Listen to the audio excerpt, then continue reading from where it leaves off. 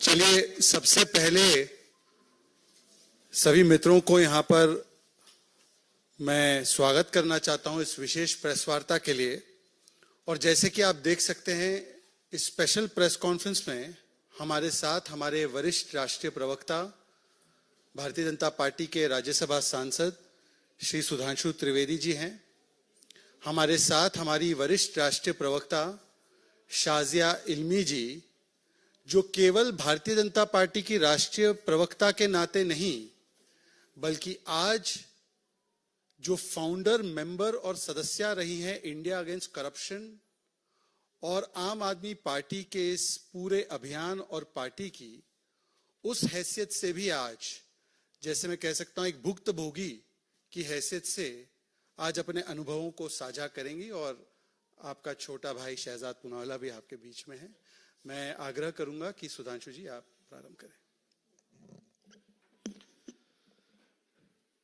मित्रों, आप सब ने देखा कि कल ही भ्रष्टाचार के गंभीर आरोपों में घिरे हुए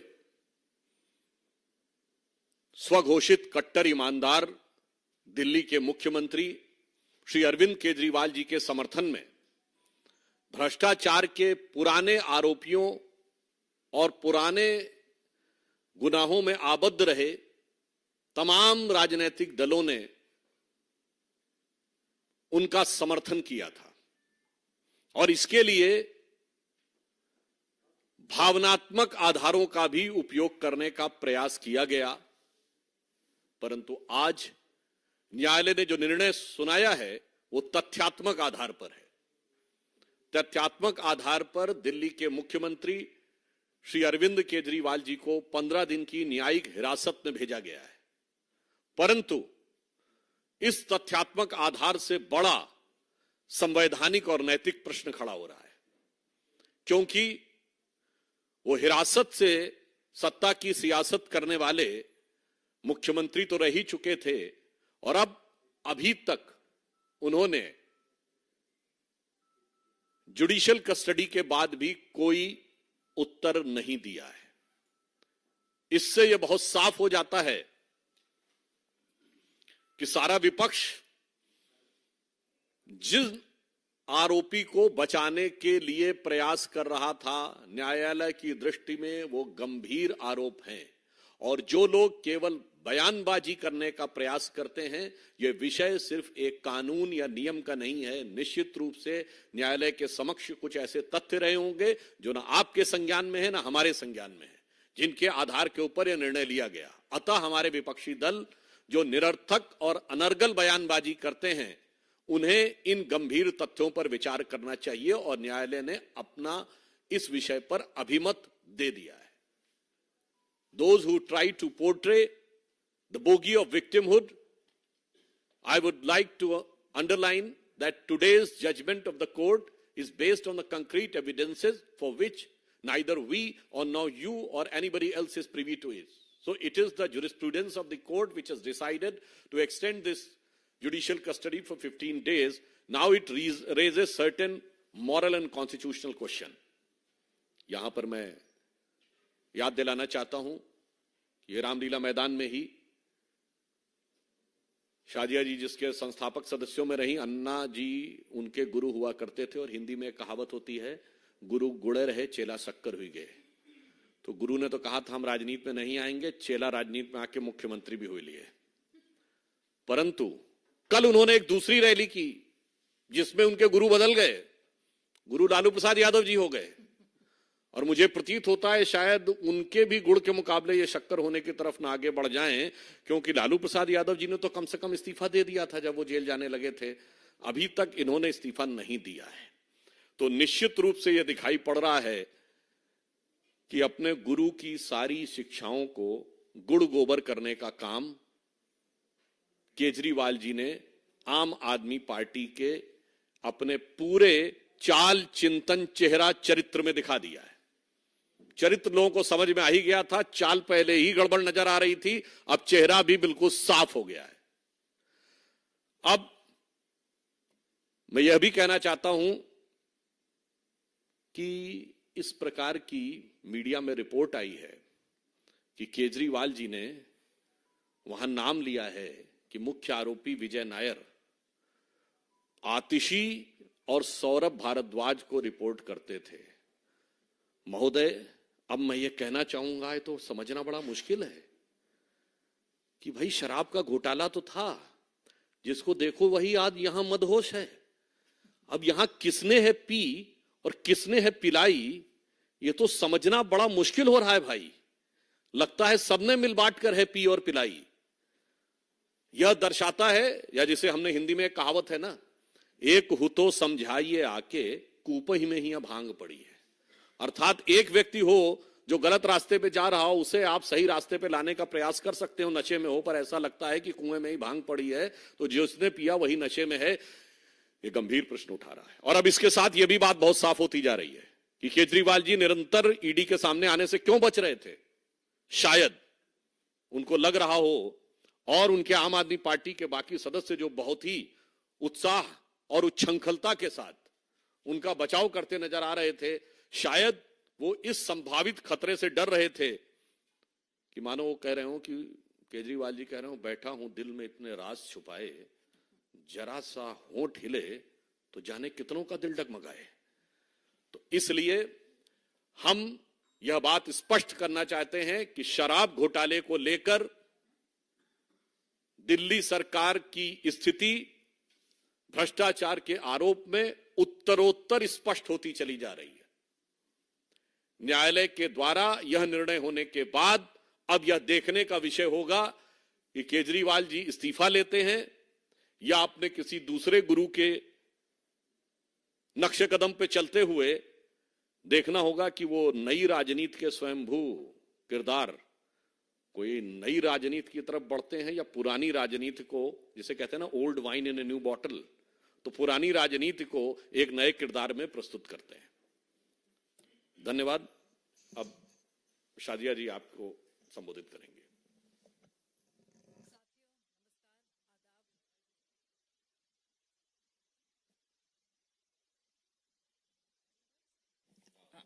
आवाज आ रही है? नमस्कार, आदाब। जैसे कि शेर है, इतनी खुदगर्जी बेसबब नहीं केजरीवाल, कुछ तो है जिसकी पर्दादारी है। तो क्या पर्दादारी है भाई साहब, बताइए तो। क्यों बार बार कोर्ट्स भी और ईडी भी कह रहे हैं कि कुछ छुपाया जा रहा है और सहयोग नहीं मिल पा रहा है केजरीवाल जी से।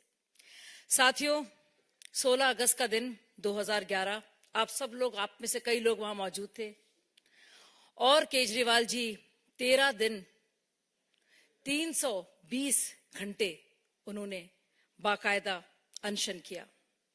उनकी जान पर आ गई इस दिन के लिए, सोचने वाली बात है। हम लोग सब इकट्ठा होते थे, केजरीवाल जी लहराते थे वो फर्रे सबूतों के और कहते थे निकलो बाहर मकानों से, जंग लड़ो बेईमानों से। पहले लड़े थे गोरों से, अब लड़ेंगे चोरों से। और वही चोर आपने देखे जिनको कहते थे वो चोर, जिनके खिलाफ सबूत लेकर वो पर्चे लहराते थे, चार्जशीट लेके घूमते थे, वो सारे के सारे चोर जिनको केजरीवाल जी चोर कहते थे और हम सब उनके साथ थे, वही सारे चोर उनके बचाव में कल उतरे। बहुत ही अफसोस हुआ देखकर। साथियों, आप लोग जानते हैं कि केजरीवाल जी ने अपने पुराने साथियों के साथ क्या कुछ किया। एक एक करके सबके साथ विश्वासघात किया।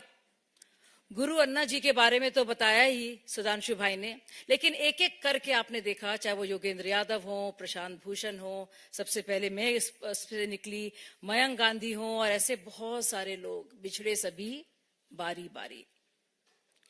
ये तो बात है पुराने साथियों की, जिसमें एडमिरल रामदास जो कि अंदर के उनके लोकपाल थे, उनको भी बड़े बेआबरू होके कूचे से निकाला गया। अब साथी सोचे नए साथियों की बात करते हैं। सुनीता भाभी ने कहा था सबसे पहले कि ऐसे कुछ खुलासे हैं जो केजरीवाल जी कल कोर्ट में करेंगे। अब सोचने वाली बात है, अगर इतने पुख्ता सबूत और खुलासे थे तो भाई मनीष सिसोदिया तो 1 साल 2 महीने से जेल में सड़ रहे हैं, उनके पक्ष में क्यों नहीं किए? संजय सिंह उनके प्रिय साथी, उनके पक्ष में नहीं किए। और अब एक और बात जो पता चल रही है सूत्रों के हवाले से नहीं, बाकायदा रिमांड कॉपी में भी इसका जिक्र है कि अब उनका बयान ये है कि आतिशी मरलीना जी, जो कभी मरलीना होती हैं, कभी आतिशी सिंह होती हैं, और सौरभ भारद्वाज जी बाकायदा वो रिपोर्ट करते थे विजय नायर को। विजय नायर कौन? वही मीडिया सलाहकार। कौन मीडिया सलाहकार? जिसने बाकायदा समीर महेंद्रू से फोन करवाया था केजरीवाल जी को, जिसके बारे में केजरीवाल जी ने क्या कहा था? हाँ, ये मेरा ही लड़का है। सोचने वाली बात है साथियों। पुराने साथियों के साथ जो किया वो किया, अब नए साथियों का क्या हर्ष हो रहा है और क्या हशर होने वाला है, आपको बहुत जल्दी पता चल जाएगा। धन्यवाद। बहुत बहुत धन्यवाद। देखिए, आज लूट, झूठ और शूट और स्कूट को एक बार फिर से करारा जवाब मिला है, और सवाल इस मंच से एक ही है कि दिल्ली वासी तो कह रहे हैं कि दिल्ली की क्या हालत हो गई भगवान, कितना बदल गया है इंसान। इसी रामलीला में मैदान में हमने प्रत्यक्ष देखा है कि किस प्रकार से सियासी धर्मांतरण इतने छोटे अवधि में किसी का अगर हुआ है तो स्वराज से शराब तक, अन्ना से लालू तक, झाड़ू से दारू तक, और इस्तीफा मांगने वालों से इस्तीफा नहीं दूंगा तक। आज इस्तीफा कब सौंपेंगे अरविंद केजरीवाल? क्योंकि यही थे ना Arvind Kejriwal, constitutional legal position छोड़ दीजिए, मोरालिटी के आधार पर किसी पर आरोप लगता था, केवल आरोप लगता था, तो इसी रामलीला मैदान में जहां पर शाजिया जी हुआ करती थी, वहां पर ये लोग रोज नारे लगाते थे कि भाई अगर इस्तीफा देना है तो अभी दे दीजिए एक्यूजेशन लगने पर। और लालू जी का मांगा, सोनिया जी का मांगा, राहुल जी का मांगा, अखिलेश जी का मांगा, सबका मांगा। आज उन्हीं राहुल जी, लालू जी, सोनिया जी, तेजस्वी जी के साथ खड़े होकर कह रहे हैं कि मैं इस्तीफा नहीं दूंगा। तो कितना बदल गया है इंसान। इंडिया अगेंस्ट करप्शन से शुरू किया था, आज जस्टिफिकेशन ऑफ करप्शन पे आ गए। भ्रष्टाचार हटाओ से शुरू किया था, आज भ्रष्टाचार बचाओ पर आ गए। और देखिए, आज 2-3 विषयों पर मैं बोलना चाहता हूं। जो भी तर्क के लोग पिछले 3-4-5 दिन से कह रहे हैं, ये सारे तर्क कोर्ट के सामने रखे गए। High court, supreme court, lower court, सब जगह तर्क रखे गए हैं। कोर्ट से राहत नहीं मिल रही है इनको। तो क्या कोर्ट वेंडेटा पॉलिटिक्स कर रहा है? क्या कोर्ट आपके खिलाफ हो चुका है? इसका जवाब दीजिए। मनी ट्रेल नहीं है, ये बार बार लोग दोहराते हैं। एक बात मैं आपको स्पष्ट कर दूं, वैसे तो सुप्रीम कोर्ट ने 338 करोड़ के मनी ट्रेल की बात की, सीबीआई के कोर्ट ने 100 करोड़ के मनी ट्रेल की बात की। इनके स्वयं वकील ने, जो गुप्ता जी इनके वकील थे, जब खड़े हुए, जिस दिन केजरीवाल स्वयं बोले, उस दिन उन्होंने ऑन रिकॉर्ड बयान दिया, मनी ट्रेल तो खर्च हो गया गोवा चुनाव में। ये उनका कोट अनकोट ऑन रिकॉर्ड बयान है। पर ये कहते चवन्नी नहीं मिली, हम कट्टर ईमानदार हैं। तो कुल मिलाकर अब ये हो रहा है 3G घोटाला। 3G घोटाला क्या है? पहले शराब में घोटाला किया, उसके बाद सरकार जो जेल से चला रहे हैं वो घोटालेबाजी वाले ऑर्डर से चला रहे हैं। आज तक वो सीएमओ के ऑर्डर पर एक स्पष्ट जवाब नहीं आया है कि वो ऑर्डर जारी हुआ कैसे, किया किसने, किसने वहां पर सूचना दी सीएमओ को, कौन सा लिखित आदेश पारित हुआ, किस कोर्ट के आदेश से वो आदेश गया, कोई जवाब नहीं। और तीसरा है कि अब वो घोटालेबाजों की सहायता लेकर अपने घोटालों पर पर्दा डालना चाहते हैं। पर आज स्पष्ट तरीके से हम कुछ सवाल पूछना चाहते हैं, और वो सवाल ये है कि पहले तो अगर आप मुख्यमंत्री रहकर जेल से सरकार चला सकते हैं, तो भाई मनीष सिसोदिया ने क्या गुनाह और पाप किया था? उनका इस्तीफा तुरंत ले लिया। सत्येंद्र जैन का भी इस्तीफा ले लिया। अपने लिए अलग स्टैंडर्ड रखते हैं, और इनका इस्तीफा क्यों ले लिया? तो अब क्या है कि मीडिया में चल रहा है कि अब वो दूसरे कुछ अपने साथियों पर ब्लेम डालने की कोशिश कर रहे हैं। तो क्या तय कर दिया गया है कि अपने आप को किसी भी कीमत पर बचाना है तो दूसरों की बलि दी जाए? क्या ऐसा है? ये मैं नहीं कह रहा हूं, ना मैं कह सकता हूं, पर ये बातें चल रही है। दूसरी बात, आप देखिए ट्रेंड क्या है। कल कैलाश गहलोत जी को शायद समन किया गया था, वो गए। तो कैलाश गहलोत जी कल या परसों गए, तो उन्होंने ब्लेम डाला आतिशी पर। आतिशी से जब प्रेस कॉन्फ्रेंस में पूछा गया तो उन्होंने ब्लेम डाला सौरभ जी पर। और अब आ रहा है कि केजरीवाल जी ने जिस पर भी ब्लेम डाला है कि विजय नायर इनका बॉय था, हमारा बॉय था ही नहीं। तो अब आप देख लीजिए कि किस प्रकार से काम समाप्त हो जाता है। तो बड़े से बड़े अन्ना जी हो या अपने आज के साथी हो, उनके साथ क्या किया जाता है। तीसरा सवाल यह है कि शराब घोटाले के जो मूल सवाल है, उस पर कब जवाब देने के लिए आम आदमी पार्टी के मंत्री प्रेस कॉन्फ्रेंस करेंगे? ये 2.5% से 12% कमीशन कैसे हुई? कौन सी कमीशन की रिपोर्ट में लिखा गया था? इसी को तो बदला और इसके एवज में घूस ली ना। ये ब्लैक लिस्टेड कंपनी कैसे आई? ब्लैक लिस्टेड कंपनी आई, उन पे कार्रवाई नहीं, इसी के एवज में तो आपने घोटाला किया ना। आपने कोविड के कालखंड में जब त्राहिमाम और रसोइयां खाली थी, ऑक्सीजन के लिए लोग त्राहिमाम कर रहे थे, तब आपने शराब घोटालेबाजों की जेबें भरी और शीश महल बनाया। प्राथमिकता देखिए, नो पाठशाला, नो भोजनशाला, ओनली मधुशाला, यह आपकी प्राथमिकता थी और इस पे जवाब नहीं देंगे। और आखिरी सवाल है कि अगर इसमें कोई घोटाला हुआ ही नहीं तो आज तक कोर्ट भी आपको राहत नहीं दे रहा। आप नई पॉलिसी से पुरानी पॉलिसी पर चले गए और आप ही की बीएफएफ हमारी लैंग्वेज में, क्योंकि मैं मिलेनियल हूं थोड़ा सा, तो मैं बोलता हूं बेस्ट फ्रेंड फॉर एवर, जो दिल्ली में बने हैं, हालांकि पंजाब में फ्रेंड्स विद बेनिफिट्स है। ये बीएफएफ ने कहा है उनकी कि ये शराब घोटालेबाज है और इनका इस्तीफा होना चाहिए। आज भी कांग्रेस के एक आध नेता मांग रहे हैं कि इनका इस्तीफा होना चाहिए। तो देखिए, आखिरी में केवल इतना कहूंगा कि नेटफ्लिक्स वगैरह पे मैंने पाब्लो एस्कोबार के बारे में बड़ा देखा था। ये पाब्लो एस्कोबार नशा का कारोबार चलाता था जेल के भीतर से, और दिल्ली में भी एक पाब्लो एस्कोबार दिखाई देगा जो सरकार अपनी चलाएगा दिल्ली के जेल के भीतर से। वैसे जेल के अंदर क्या क्या सुविधाएं उपलब्ध होती है सत्येंद्र जैन के माध्यम से हमें पता चला है, पर वहां से चलेगी सरकार। ये कितना बदल गया इंसान, इसका जवाब आज दे अरविंद केजरीवाल। अब एक एक करके हम इसी विषय पर सवाल लेंगे और नारी शक्ति का सम्मान करते हुए प्रज्ञा जी आप शुरू कीजिए, सुधांशु जवाब दें।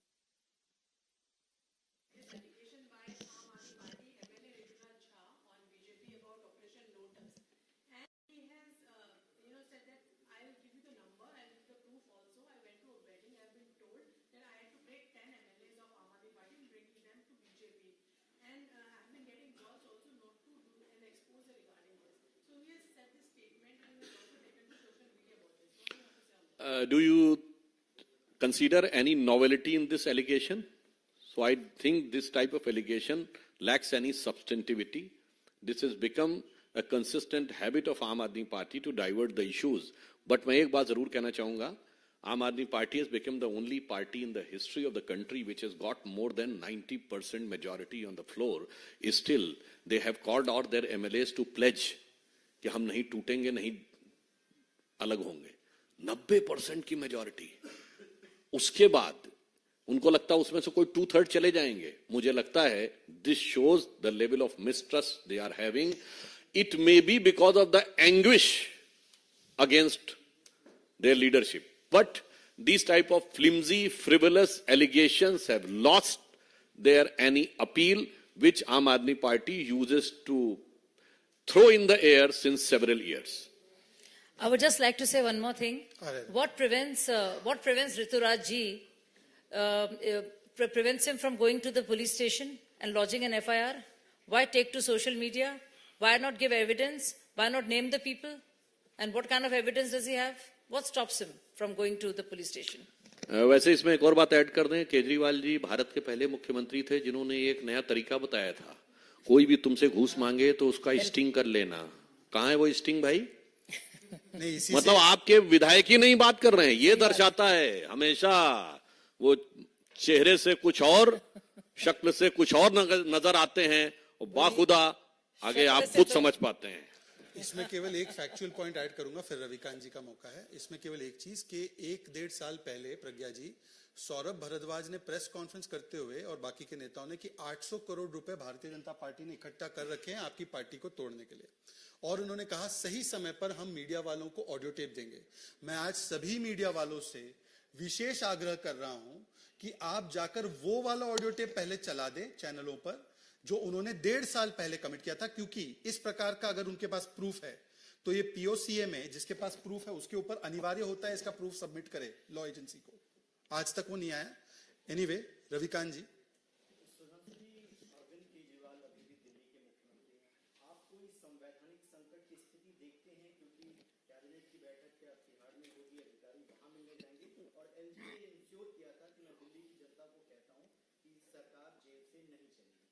देखिए, संवैधानिकता से पहले नैतिकता का प्रश्न है, और निश्चित रूप से इस नैतिकता के पैमाने की जो सबसे बड़ी कसौटी आई है, वैसे संभावना क्या है हम सभी समझ सकते हैं, उसके ऊपर आम आदमी पार्टी का और उनकी सरकार का क्या स्टैंड होगा, उसके अनुसार सभी संवैधानिक पहलुओं को ध्यान में रखते हुए पूरी सतर्कता और सजगता के साथ जो भी उचित निर्णय होगा वो एलजी लेंगे। सुजीत जी,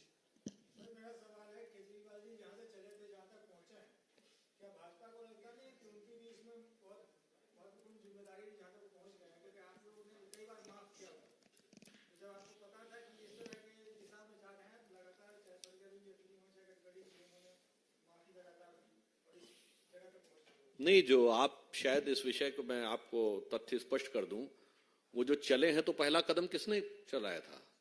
जब हमारी 32 सीटें थी, उनकी 28 थी और 8 सीटें कांग्रेस की, तो पालकी ढोकर आम आदमी पार्टी की कांग्रेस ने उनको पहला कदम चलाया था।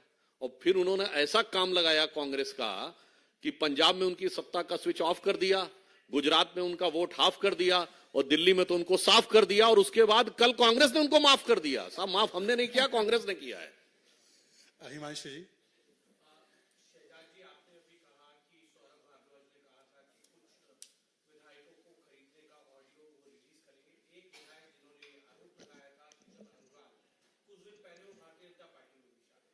नहीं, अच्छी बात है, तो उनसे आप जाकर विस्तृत इंटरव्यू लीजिए कि कैसे वो आरोप लगाया था, उसके पीछे क्या तथ्य थे और ऑडियो टेप है या नहीं, वो आपको फर्स्ट हैंड बता पाएंगे। ठीक, और कोई पूछिए सवाल? पूछिए।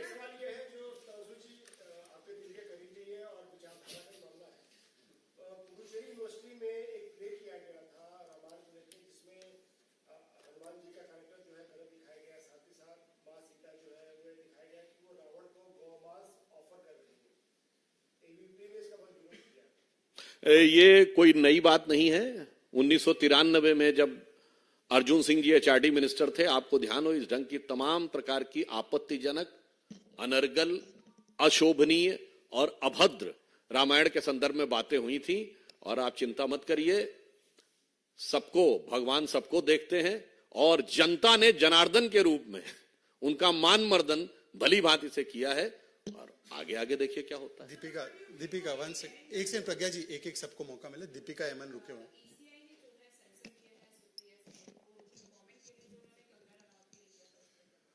Look, one thing is very clear that the Congress party is the most misogynistic and woman-hating party. Congress से ज्यादा महिला विरोधी दल हो ही नहीं सकता। 25 तारीख की घटना थी, सुप्रिया श्रीनेत ने न केवल कंगना जी का बल्कि पूरे मंडी का और हिमाचल प्रदेश के बहुत ही अच्छे स्वभाव के लोगों का अपमान करने का काम किया उस पोस्ट के माध्यम से। और उन्होंने ये कुतर्क दिया कि ये किसी ने किया है मेरे हैंडल से। अब इतने दिन हो गए हैं, 1 अप्रैल आ चुकी है, परंतु वो आइडेंटिफाई नहीं हो पाया कल्प्रिट। और उसके अलावा कांग्रेस के अन्य नेताओं ने भी इसको ट्वीट किया था। मतलब ये सहयोग नहीं, ये सोचा समझा प्रयोग था। और कांग्रेस का अगर चरित्र देखे तो कर्नाटका के कांग्रेस के मंत्री कहते हैं कि महिलाओं का काम केवल रसोई तक सीमित होना होता है, जिसपे साइना नेहवाल जी ने अपना शायद ट्वीट किया था। आपने देखा होगा कि किस प्रकार के लोगों को बुलाकर प्रियंका वाड्रा ने टिकट दिया है हाल ही के चुनाव में। संदेश खाली पर उन्होंने कंडेम करने के बदले खड़गे जी ने डिफेंड किया शाहजहां की उस प्रवृत्ति और मानसिकता को जो महिलाओं को शोषण का हथियार बनाता है। जिस प्रकार से कांग्रेस पार्टी ने यूसीसी से लेकर जो भी महिला सशक्तिकरण के कदम है, 3 तलाक का कानून हो, उसका विरोध किया। तो मुझे लगता है कि कांग्रेस की जो मूल विचारधारा है, आज इलेक्शन कमीशन अगर उस पर बोल रही है, पर प्रियंका वाड्रा जो लड़की हूं लड़ सकती हूं का खोखला नारा देती है, वो आज भी चुप है। तो प्रियंका वाड्रा जी से आज पूछा जाना चाहिए कि सुप्रिया श्रीनेत और ऐसे महिला विरोधी बयान देने वाले नेताओं पर क्या कार्रवाई होगी। वैसे एक बिंदु जरूर है कि अभी तक उनको ये नहीं पता लगा है कि वो अकाउंट किसने ऑपरेट करके क्या चलाया था, जो अपनी पार्टी के अंदर ही नहीं चला सकते और वो खामखा में कितना खोखला दावा करते हैं देश चला देंगे। मतलब चलने का ताकत नहीं और सर पे रखते पहाड़ रह के चलाएंगे। ये दर्शाता है कि कांग्रेस की वास्तु स्थिति क्या है, ये एकदम अब ब्लैक एंड व्हाइट में सामने है। और जो लोग हमेशा कहते हैं कि इलेक्शन कमीशन पक्षपात करता है, देखिए इलेक्शन कमीशन ने सिर्फ सुप्रिया श्रीनेत जी को भी नहीं, दिलीप घोष जी के बारे में भी कहा है कि उनको इस तरह के आपत्तिजनक बयान नहीं देना चाहिए था। तो अगली बार जब ये सवाल उठाया जाएगा कि ईसी पूरी तरह से पक्षपात करता है, तो ये सोच समझकर उनको बोलना चाहिए। दीपिका जी बताइए लास्ट सवाल। हाँ, लास्ट सवाल बोलिए। देखिए, ये बहुत ही जरूरी बात है। इतने बुरे सितारे हैं गर्दिश में आम आदमी पार्टी के, केजरीवाल जी के, और सोचने वाली बात है कि उनकी राज्यसभा स्वाति मालीवाल जो उनके सदस्य हैं वो गायब हैं, उनकी बहन का इलाज विदेश में चल रहा है, चलिए समझ आ जाता है। लेकिन एक छोटी सी सर्जरी होती है, विट्रेक्टमी सर्जरी, आंख की छोटी सर्जरी होती है, उसके लिए 4 हफ्ते से विदेश में है। और खुद दिल्ली सरकार जो चलाती है अस्पतालों को, उनमें से एक है गुरु नानक आई सेंटर, जिसमें से खास तौर से रेटिना क्लिनिक है। तो ये जो है राघव चड्ढा ठेंगा दिखा रहे हैं ना सिर्फ केजरीवाल जी को, बल्कि जो स्वास्थ्य सेवाएं जो बहुत ही पब्लिसाइज होती हैं उनका भी। बहुत बहुत धन्यवाद सुजीत जी, बहुत